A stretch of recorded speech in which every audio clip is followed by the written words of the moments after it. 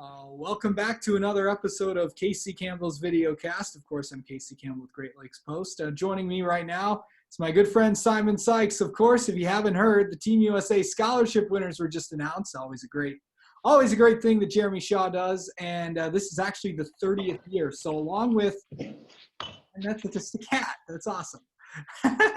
So Simon Sikes is part of the 30th anniversary. I just can't get over that. Along with Jackson Lee and Bryce Aron, they're going to be heading to England in there. Simon, how are you? I'm doing great. Casey, how are you? I'm doing awesome. It's been a while since I've talked to you. And, it has. So just talk about, I know this has been the third year that you've been a part of this program. Jeremy Shaw does not give up on a lot of people, and you are not one of them.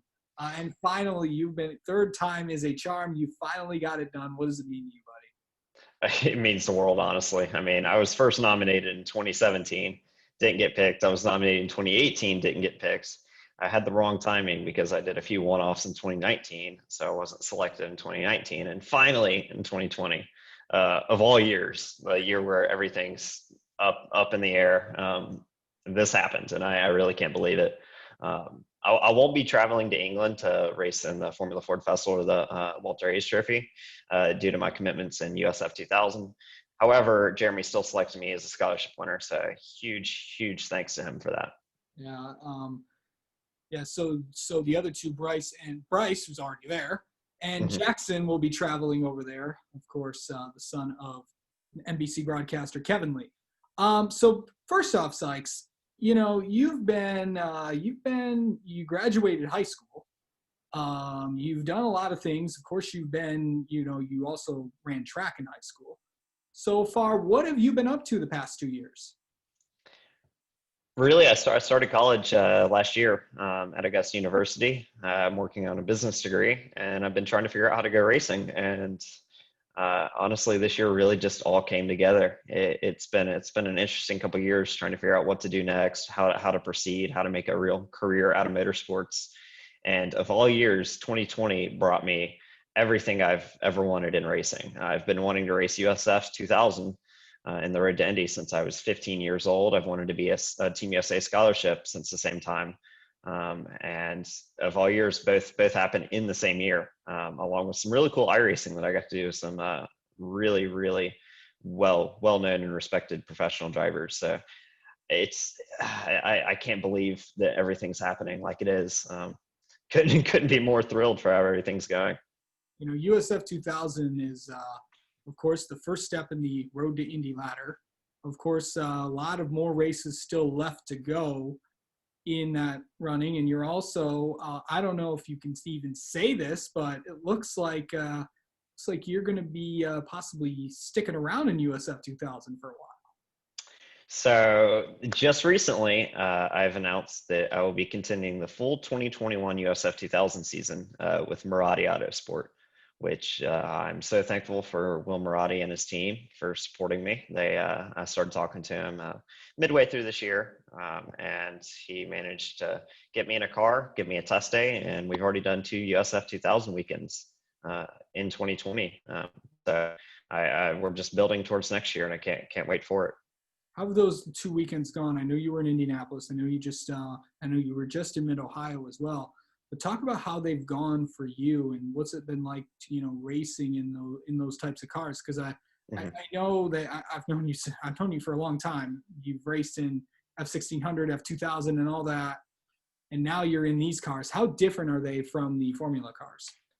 I mean, as far as the old USF to the new USF, I mean, there's a little bit of a downforce difference. They definitely drive a little bit differently, but more recently, I've been doing a lot of F1600 racing, and so transitioning from that to USF 2000 is quite the step because it's a very competitive field. And I went into my first USF 2000 weekend with only one test day under my belt. So I spent that weekend trying to learn, get my grips on the car. Started off a little rough in practice, trying to get up to speed, but by the end of the weekend, I was actually fighting for the top 5 and possibly a podium finish when I got called for a drive-through penalty because some stuff happened on the start where we all got stacked up and I had to jump out of line. And so I got called for a jump start. despite not passing anyone. I mean, I understand the ruling, but just a little disappointing to get called in for that. But it was looking like it was going to be a really, really good finish to cap that one off. And then more recently, I competed in the Mid Ohio weekend with IndyCar support there, and had a pretty strong weekend overall. Once again, started off a little rough in practice, trying to work through setups, build some speed.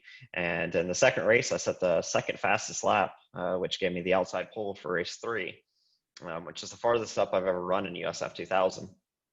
And so I started race 3. Actually, it was wet conditions. It was a wet track into a drying track for the race. So actually on the first lap, I managed to get around points leader Christian Rasmussen, took the lead, led for 3 or 4 laps before he got the spot back right before a safety car came out. And then we found out that our wet pace was a little bit better than our dry pace. We actually had a lot of speed in the wet. And on the drying track, once the track dried out more and more, lost a little bit of pace, but I was still held on and managed to finish 4th. So top 5 result and my best result in USF. And I got one more USF event this year at St. Petersburg in October. Yeah, it's awesome. Just getting the opportunity to race in USF 2000 this year. I don't think last year, I didn't think you knew what you were going to do. And now you have this. Just how did this all come together? 2 months ago, I didn't know what I was going to do. I had no idea what I was going to do for next year. And I got to talking with Will Marotti because he's looking to develop a Road to Indy team and work towards IndyCar. And he was looking for a driver. And Johnny Baker actually helped me with that connection. And I've known Johnny Baker for a while. He's a Road to Indy development manager. I think that's his title. I don't want to guarantee it, but it's something like that. He's pretty well in charge over there. And he recommended me to Will Marotti. And so I got talking to Will and we managed to put a deal together and start going racing. Yeah. Hey, something you told me about during the, before we taped this, is that one of your old karting friends who just won 2 races yesterday. And yes, we are talking about Sam Mayer. Of course, Sam Mayer from the NASCAR world, just won for trucks and ARCA last night at Bristol Motor Speedway. Of course, Sam signed with Junior Motorsports earlier this week. Of course, so we did an interview earlier. You've raced with him on the karting side, and you were telling me about something interesting with him. What was it like running with him? Yeah, so huge congrats, first of all, to Sam. That's amazing what he's been doing in the oval world. Huge moves for him. Really couldn't be happier for him. I used to race him in go-karting. USPKS is where I raced him the most, the United States Pro Karting Series. And what I was telling you about was in one of the races, it was the last race of the season at Pittsburgh, actually. And it was the title decider. Yeah. We had a top 4 breakaway. I mean, we were like half a lap clear of the field. It was me, Neil Verhagen, Sam Mayer, and Drew Lindley. And we were so well clear of it. And on the last lap, we decided to all fight and try and get the winning spot. And that didn't work. Sam actually came out of that one really nicely because Neil Verhagen, Drew Lindley, and I all got caught up in a wreck. And I can't even remember which place I finished. I finished in one of the first 4 spots, but Sam managed to get through there unscathed and actually surprisingly win the championship right then and there on that last lap battle. So that's a memorable moment I've had with him. I always remember he used to have this, what was it? His helmet. It was like leopard print with his name like in dots on the back. That's the most striking thing I remember. And it was so cool because it had Mayer and dots on the back and this like leopard helmet. I was a little jealous of that. That was pretty cool. Yeah, this is gonna be awesome. How long ago was this? Do you remember? Oh, this was way back. I couldn't have been more than 12, which would put it at 2012, 2013, somewhere in there. Dang. I guess 2013 was probably the year. So 7 years ago now. Good times, man. Oh, definitely. I had a lot of fun there. Yeah.